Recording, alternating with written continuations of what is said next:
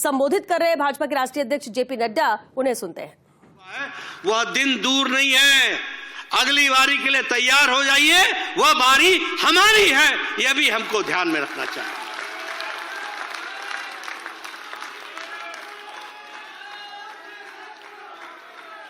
गुजरात में हम 1997 से 1997 से लगातार सरकार बना रहे हैं। यह छोटी जीत नहीं है। लगातार इतने सालों से सरकार बनाना, सरकार में रहना, और वहां एंटी इनकम्बेंसी नहीं, प्रो इनकम्बेंसी होती है, प्रो इनकम्बेंसी का वोट पड़ता है, यह भी हमको ध्यान में रखना चाहिए। आज हरियाणा में 2014 के बाद हमने पहली बार सरकार बनाई।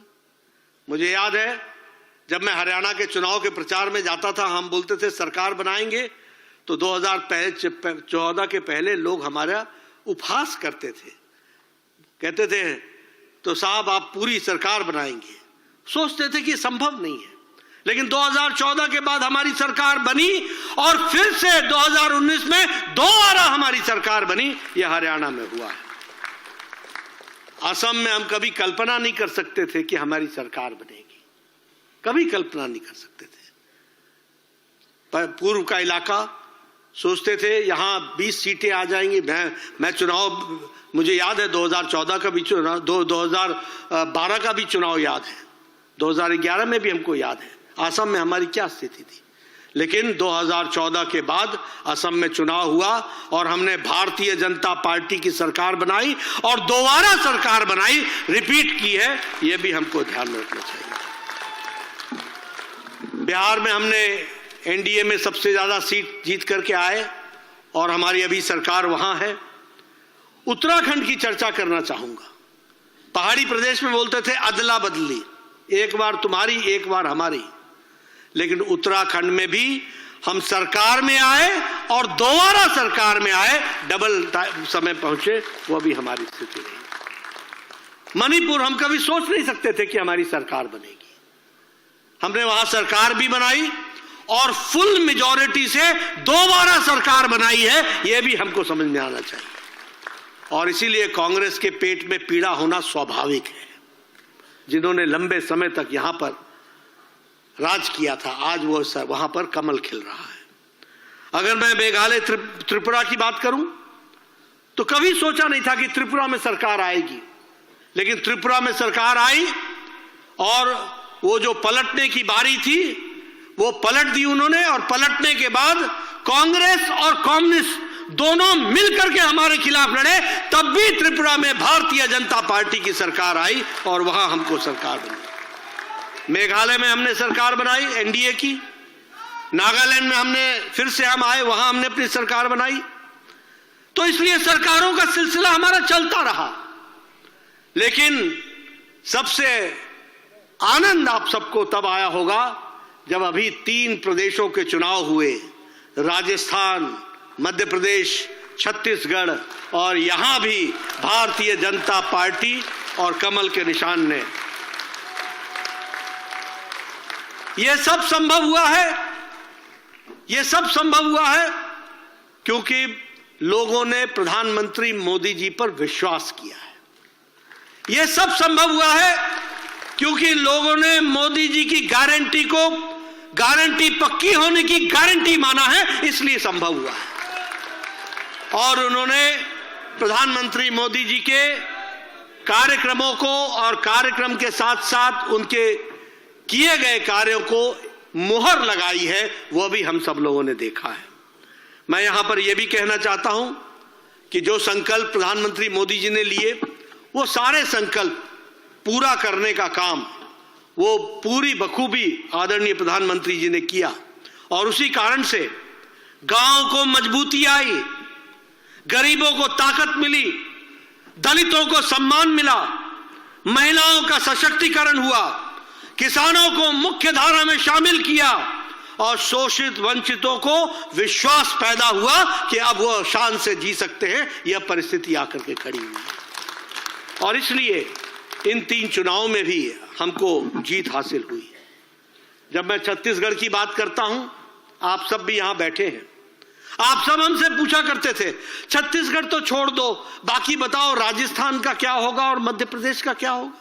क्या यही भाषा नहीं थी क्या? ऐसे ही नहीं बोलते थे? वो तो गई, अब तो मध्य प्रदेश सोचो, अब तो राजस्थान सोचो।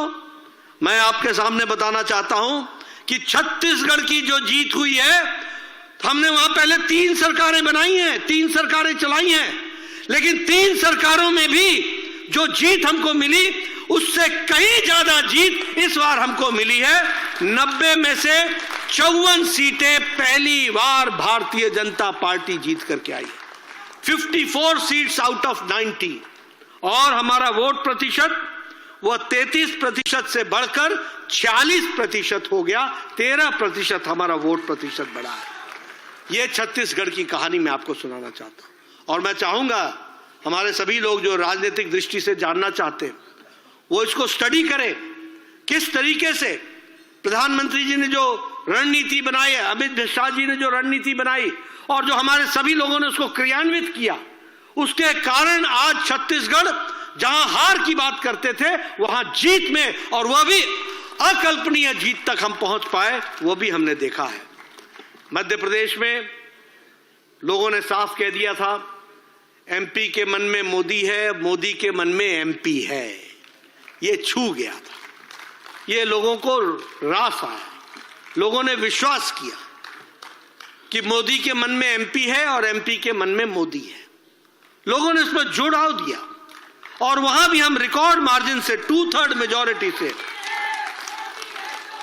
230 में से हम 163 सीटें जीत करके आए और वहां भी हम लोगों ने शानदार जीत हासिल की है।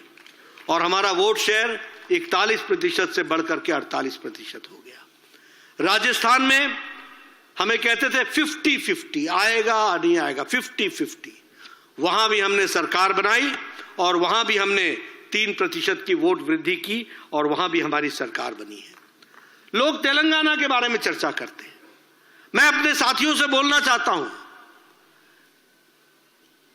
कई बार हार में भी जीत होती है और हमने ये जीत हासिल की है। तेलंगाना की अगर मैं बात करूं, एक विधानसभा विधायक था हमारा और हमारा वोट शेयर वहां पर 7.1% था। आज हमारा वोट शेयर 14% हो गया, डबल हो गया। 8 विधायक हमारे चुन करके आए हैं। अगली बार हम किसी तरीके से छोड़ने वाले नहीं हैं, वहां भी हमारी सरकार बनेगी, इस तैयारी से हम लगे। मित्रों, ये सब काम जो इतनी बड़ी जीत हासिल हुई, प्रधानमंत्री मोदी जी के नेतृत्व पर जनता ने विश्वास किया और आप सभी कार्यकर्ताओं ने धरती पर जो अथक मेहनत की और उसको वोट में ट्रांसफर करने में जो आप लोगों ने काम किया, आप सब लोगों को बहुत बहुत बधाई और आप सब लोगों को भी साधुवाद जिन्होंने इस काम को आगे बढ़ाया है। पार्टी ने एक लंबी वैचारिक यात्रा भी पूरी की है और जब मैं वैचारिक यात्रा की बात बोलता हूं तो अकेली भारतीय जनता पार्टी है जिसने जो सन 51 में कहा वो 2023 और 24 में भी उसी बात पर अड़ी रही। कोई पार्टी नहीं है जिसका वैचारिक अधिष्ठान टिका हुआ रहा हो, कोई राजनीतिक दल नहीं है। अगर वो दल है तो भारतीय जनता पार्टी है। हम लोग जिनकी यात्रा एकात्म मानववाद से सरलीकरण करते हुए और उसको कार्य रूप देते हुए अंत्योदय तक पहुंची और अंत्योदय को कार्य रूप देने के लिए हमारे प्रधानमंत्री जी ने उसी को आगे बढ़ाया। सबका साथ, सबका विकास, सबका विश्वास, सबका प्रयास, इस बात को आगे बढ़ाने का काम किया। और इसी को फिर से जब लोग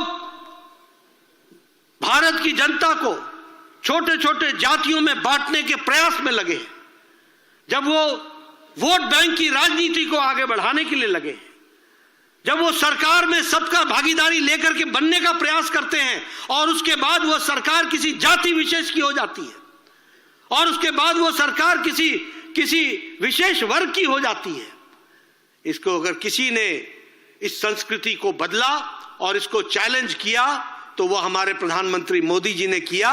और आज ज्ञान के माध्यम से, जी फॉर गरीब, Y फॉर युवा, A फॉर अन्नदाता और N फॉर नारी शक्ति।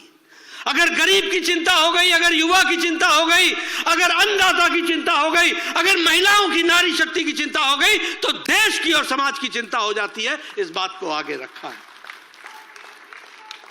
और इसीलिए जब हम इस बात को कहते हैं तो हम आपके सामने गौरव के साथ कह सकते हैं, आज ये नारे नहीं हैं। प्रधानमंत्री गरीब कल्याण अन्न योजना, 80 करोड़ की जनता को अन्न की व्यवस्था करना, और उसके कारण 25 करोड़ की जनसंख्या गरीबी की रेखा से ऊपर उठ जाती है और नए अरमान और नए पंख के साथ आसमान की तरफ बढ़ती है, तो यह भी हम सबको देखने वाली बात है। और जब हम बात करते हैं प्रधानमंत्री आवास योजना, 4 करोड़ 10 लाख मकान बन गए, पक्के घर, जिन्होंने कभी सपने में नहीं सोचा था वो घर बन करके तैयार हो गए। और आगे भी हम लोगों ने बड़ा लक्ष्य लेकर के प्रधानमंत्री जी चले हैं, ताकि कोई भी गरीब कच्चे मकान में ना रहे, उसको पक्की छत मिल सके, इसकी व्यवस्था की गई। आयुष्मान भारत योजना, इससे मुझे भी जुड़ने का मौका मिला। 9 महीने के अंदर इतनी बड़ी योजना, 55 करोड़ लोगों को 5 लाख रुपए का सालाना गंभीर बीमारियों से लड़ने के लिए उसकी व्यवस्था करना, यह काम किसी ने किया है तो वो आदरणीय प्रधानमंत्री मोदी जी ने किया आयुष्मान भारत के तहत। और आपको जानकर यह भी खुशी होगी, ये world's largest health coverage program है। ये दुनिया का सबसे बड़ा हेल्थ कवरेज का प्रोग्राम है। यह भी हमको ध्यान में रखना चाहिए। स्वच्छ भारत में 11 करोड़ से ज्यादा इज्जत घर बने। बहुत से लोग हमारे उत्तर प्रदेश से आए हैं, बिहार से आए हैं, बहुत से लोग पूर्व से आए हैं। उन्होंने देखा है अपने जीवन में, हमारी बहनें, हमारी माताएं पानी का लोटा लेकर के सड़कों पर किस तरीके से वो अपने दैनिक नित्य कर्म के लिए, उनको किस तरीके का अमानवीय स्थिति देखनी पड़ती थी। आज 11-12 करोड़ लोगों को इज्जत घर देकर प्रधानमंत्री जी ने महिलाओं का सशक्तिकरण भी किया और महिलाओं को डिग्निटी के साथ जीने का अधिकार दिया। यह भी हम सबको मालूम है।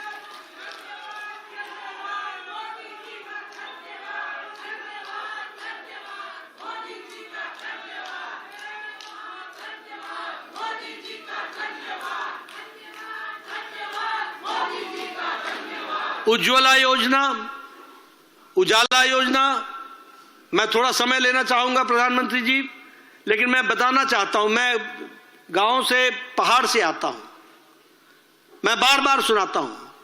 हमारी बहनें सवेरे 5 बजे उठती थी, जंगलों में जाती थी, लकड़ियां काटती थी, लकड़ियां काट करके बोझा उठा करके घर पर लाती थी और फिर वो उसको चूल्हे को जलाती थी। फूकनी से लेकर के वो फूक फूक करके चूल्हा जलाती थी। 200 का सिगरेट का धुआं अपने छातियों पर लेती थी। यह समय भी हमने देखा है। लेकिन आज जी का हार्दिक धन्यवाद देता हूं।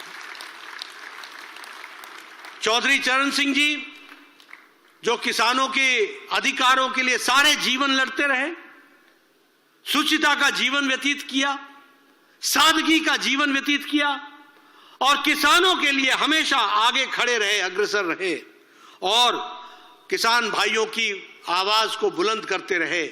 ऐसे हमारे पूर्व प्रधानमंत्री चौधरी चरण सिंह जी को भी भारत रत्न दिया गया। कर्पूरी ठाकुर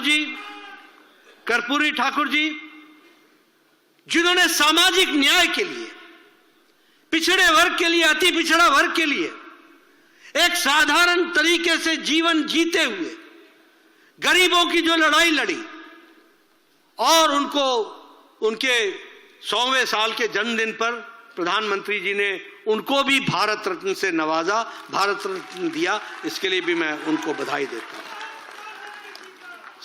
सार्वजनिक जीवन में सादगी के साथ कर्पूरी ठाकुर जी ने अपना पूरा योगदान किया और सामाजिक न्याय, पिछड़े वर्ग के लिए, ओबीसी वर्ग के लिए, अति पिछड़ा के लिए उन्होंने पूरा जीवन अपना लगाया। ऐसे महान सपूत को भी प्रधानमंत्री जी ने भारत रत्न से नवाजा। हमारे पीवी नरसिम्हा राव जी, जो भारत के प्रधानमंत्री रहे और जिन्होंने विभिन्न जिम्मेवारियों में देश की सेवा की और उनकी विजनरी लीडरशिप दूरदृष्टि थी, जिसने आर्थिक दृष्टि से एक नए आयाम को आगे बढ़ाया और इसके साथ साथ शिक्षा में और भाषाओं को सार्वजनिक करने की दृष्टि से, यानी ज्यादा से ज्यादा लोग भाषाओं को जाने और उसके साथ पढ़ते हुए आगे बढ़े, इस काम को भी उन्होंने बढ़ाने का काम किया और साथ में शिक्षा के लिए काम किया। उनको भी भारत रत्न से नवाजा गया। और हमारे श्री डॉक्टर MS स्वामीनाथन जी, जिनको हम लोग एक तरीके से father of the green revolution कहते हैं, हरित क्रांति के जनक कहे जाने वाले, जिन्होंने फूड सिक्योरिटी भारत में लाई और ये जो खाद्य की सुरक्षा का विषय आया, इसको लाने में, यानी इसके लिए भारत को सामर्थ्यवान बनाने में MS स्वामीनाथन का बहुत बड़ा योगदान था। उनको भी भारत रत्न से नवाजा गया। मैं प्रधानमंत्री जी को इस निर्णय लेने के लिए और इन सबको भारत रत्न देने के लिए मैं हार्दिक धन्यवाद देता हूं और बधाई देना चाहता हूं। मैं अगर सरकार की उपलब्धियों की चर्चा करूं तो चंद मिनट या चंद शब्दों में यह करना नामुमकिन है। इसलिए यह बहुत कठिन है कि मैं विकास यात्रा के बारे में कौन सा आयाम पकड़ूं, छूं और कौन सा आयाम छोड़ दूं। हम आज यहां पर बैठे हैं इस भारत मंडपम में। बहुत से हमारे पुराने लोगों को याद होगा, वो यहां पर आया करते थे। ये प्रगति मैदान के नाम से जाना जाता था। प्रगति नाम की कोई चीज नहीं थी, प्रगति कहीं दिखती नहीं थी। वही 1971 का ढांचा, 1971-72 का ढांचा, जब मैं 11 साल का था तब मैंने प्रगति मैदान देखा था। जब उस समय यहां पर एशिया का फेयर लगा था, 71 फेयर, तब मैं 11 साल का था, तब देखा था वो प्रगति मैदान। और उसके बाद किस टूटी फूटी अवस्था में था। आज यही भारत मंडपम देश का एक गौरवशाली एक चिन्ह बन करके हम सबके सामने है। ये हम सबको देखने को मिलता है। और उनके प्रगति की तो प्रगति मैदान में आपने देख ली, लेकिन उन्होंने मोदी जी के इस प्रगति को रोकने में भी कोई कसर नहीं छोड़ी। कोविड के दौरान कोर्ट में गए, भारत मंडपम के काम को रोकने का प्रयास किया, बाधाएं डाली, अटकाने का काम किया, लेकिन प्रधानमंत्री मोदी जी अडिग रहे, डिगे नहीं, काम चलता रहा और रिकॉर्ड टाइम पर भारत मंडपम ये बन करके आज हम सबके बीच में है। और हम सब जानते हैं कि इसको रिकॉर्ड टाइम में तो पूर्ण हुआ ही। यह भारत मंडपम एक ऐतिहासिक गौरवशाली विषय का भी इतिहास बना, जब G20 से इस भारत मंडपम का श्री गणेश हुआ। G20 के देश के लोग आए, यहां पर एक तरीके से कहा जाए तो एक त्योहार का माहौल था। और उस G20 में जो फैसले लिए गए वो भी आप सबको मालूम है। अफ्रीकन यूनियन को परमानेंट मेंबर के साथ जोड़ा गया, एक मत्ता के साथ यूनानिमसली फैसले लिए गए, रेजोल्यूशन पास हुआ। और इसी के साथ साथ सब लोगों ने G20 में एक मत्ता के साथ जो प्रस्ताव पारित किया वो भी हम सबको मालूम है।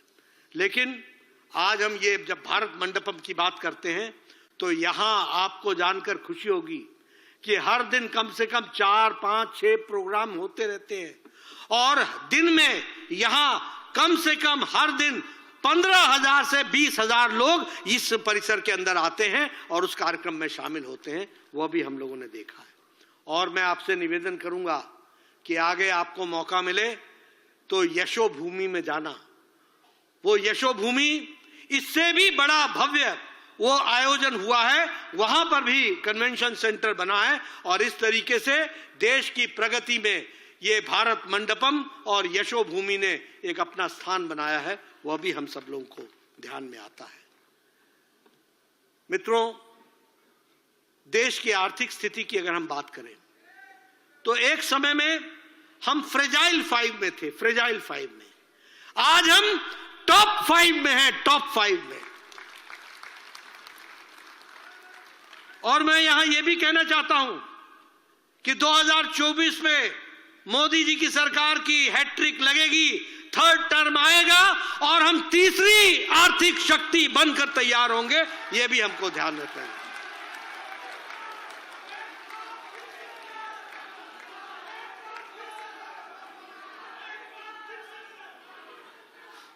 मित्रों,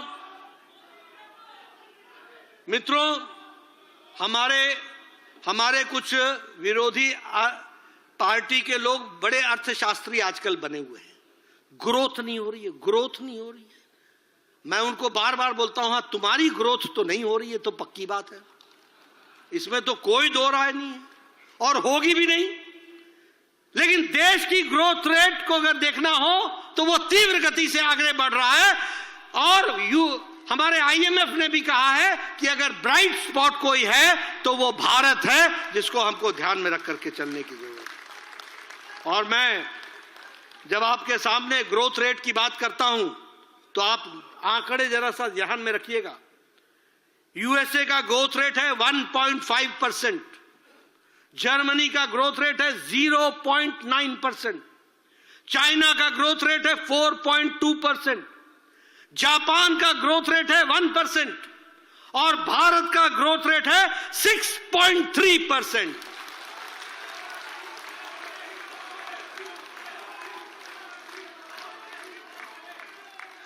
अब देखिए